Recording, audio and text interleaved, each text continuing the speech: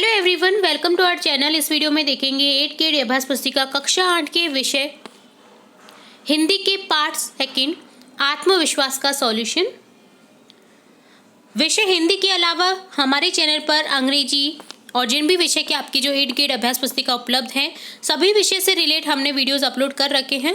अगर आपने किसी कारणवश कोई भी वीडियो मिस कर दिया है या देखना वंचित रह गया है तो आप हमारे चैनल की प्लेलिस्ट में जाकर के या फिर डिस्क्रिप्शन बॉक्स में लिंक दे रखी है, वहां पर जाकर के इन वीडियोस को चेकआउट कर सकते हैं। यहाँ हम देखेंगे पार्ट 2 आत्मविश्वास का सॉल्यूशन। प्रश्न संख्या 1 है, आदमी किसके कारण खंडित हो जाता है? आंसर लिखेंगे, आदमी दुविधा के कारण खंडित हो जाता है, क्योंकि दुविधा एकाग्रता को नष्ट करती है और आदमी की शक्ति को इधर उधर बांट देती है। सेकंड क्वेश्चन है, खंदक खाइयों सामासिक पद में कौन सा समास है? तो यहाँ मैंने आपको पहले भी कई बार बता चुका होगा, अगर आपने वीडियो सही से रीड किए हैं या केयरफुली पढ़े हैं, देखे हैं, तो अगर आपने देखे हैं तो मैंने आपको कई बार बता रखा है कि ये जो बीच में जो योजक चिन्ह आता है, इसे क्या बोलते हैं? योजक चिन्ह बोलते हैं। अगर जहां भी आपको योजक चिन्ह देखने को मिलता है तो आप आंख बंद करके आपको क्या कर देना है? द्वंद्व समास क्लिक कर देना है। ये अभी के लिए नहीं, आगे जब आप कंपटीशन के एग्जाम में तैयारी करेंगे या प्रिपरेशन करने की कोशिश करेंगे तो आपको वहां पर भी ये कई बार क्वेश्चन पूछा जाता है। तो ये ध्यान रखिएगा कि जहां भी आपको योजक चिन्ह देखने को मिलता है वहां पर होता है द्वंद्व समास। जहां पर द्वंद्व समास की परिभाषा भी ध्यानपूर्वक सुन लीजिए, जहां पर दोनों पद महत्वपूर्ण होते हैं या प्रधान होते हैं वहां पर द्वंद्व समास होता है। ठीक है, यहाँ पर खंदक भी महत्वपूर्ण है, खाइयों भी महत्वपूर्ण है। यहाँ इसको विभाजित करेंगे तो क्या बनेगा? खंदक और खाइयों। इसी तरह से बनता है माता पिता, राम श्याम। ठीक है, तो इस तरह से ये कौन सा समास हो गया आपका? द्वंद्व समास। ठीक है, जो कि बहुत इंपॉर्टेंट है व्याकरण की दृष्टि से भी और आगे आने वाली एग्जाम्स में या आपकी आने वाली क्लासेस में भी। ठीक है, थर्ड क्वेश्चन है, मनुष्य के आत्मविश्वासहीन होने का कारण क्या है? आंसर लिखेंगे, मनुष्य के आत्मविश्वासहीन होने का कारण उसके मन व्याप्त भय, शंका, अधैर्य और आत्महीनता है। प्रश्न संख्या 4 है, विरोधी को हम शक्तिशाली क्यों मान लेते हैं? क्योंकि जब हम में आत्मविश्वास की कमी हो जाती है तब हम आत्महीनता, कायरता के कारण विरोधी तथा अपना बल तोले बिना ही विरोधी को शक्तिशाली मान लेते हैं। फिफ्थ क्वेश्चन है, सफलता की विजय की उन्नति की कुंजी तो अविचल श्रद्धा ही है। इस वाक्य का भाव स्पष्ट कीजिए।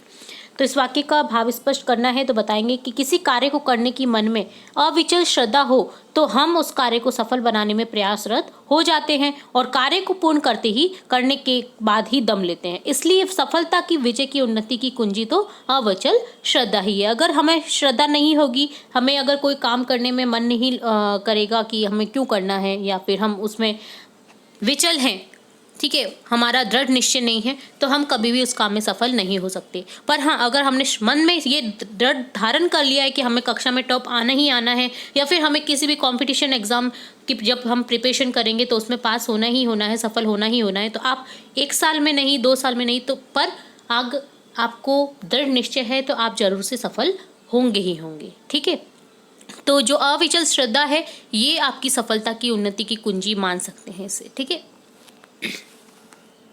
चलिए 6th क्वेश्चन है, आत्मविश्वास पाठ के लेखक के मित्र के गुणों पर प्रकाश डालते हुए बताइए कि हमें इससे क्या शिक्षा लेनी चाहिए।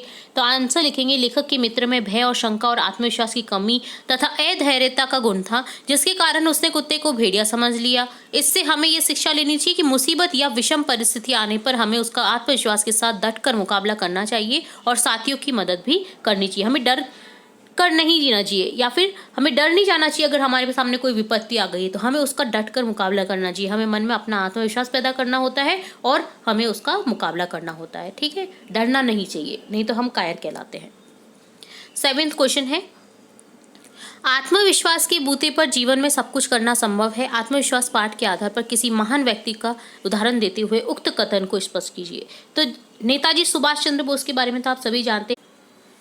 नेताजी सुभाष चंद्र बोस ICS की परीक्षा में बैठे तो एक अंग्रेज परीक्षक ने बिजली के चलते हुए पंखे को दिखाते हुए पूछा कि क्या इसकी पंखुड़ियां गिनी जा सकती हैं।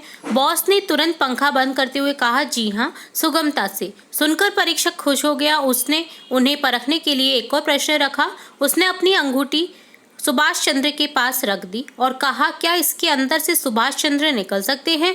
सुभाष चंद्र ने अपना विजिटिंग कार्ड मोड़कर उसमें से निकाल दिया और कहा, जी हाँ, इस तरह। इन दोनों उदाहरणों से स्पष्ट है कि आत्मविश्वास के बूते पर जीवन में सब कुछ करना संभव है। अब देखेंगे मूल्यांकन 2 का सॉल्यूशन। तो देखते हैं प्रश्न संख्या 8, जो कि है राम बाली के सामने आकर क्यों नहीं लड़े। आंसर लिखेंगे, क्योंकि बाली के सामने आकर जो भी लड़ता था उसकी आधी ताकत बाली में आ जाती थी, इसलिए राम बाली के सामने आकर नहीं लड़े, पीछे से ही लड़े थे। प्रश्न संख्या 9 है, सुभाष चंद्र बोस का प्रमुख चारित्रिक गुण क्या था। आत्मविश्वास पाठ के अनुसार कोई एक उदाहरण लिखिए। तो यहाँ लिखेंगे, परीक्षक के सामने प्रश्न का जवाब सटीकता से देना उनकी निडरता और आत्मविश्वास के गुण को उजागर करता है।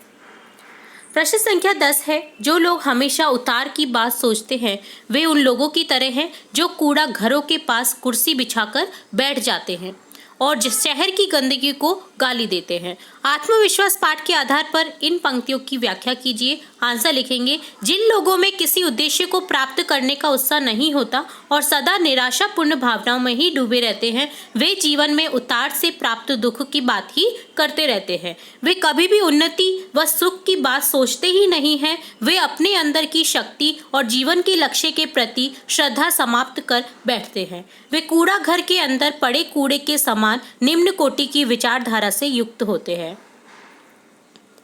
तो इस तरह से देखा आपने मूल्यांकन 2 का सॉल्यूशन और साथ ही देखा आपके पाठ संख्या 2 आत्मविश्वास का सॉल्यूशन। इसी के साथ हम और भी सॉल्यूशन देखते रहेंगे, तो जुड़े रहिए हमारे चैनल के साथ। वीडियो को पूरा देखने के लिए धन्यवाद।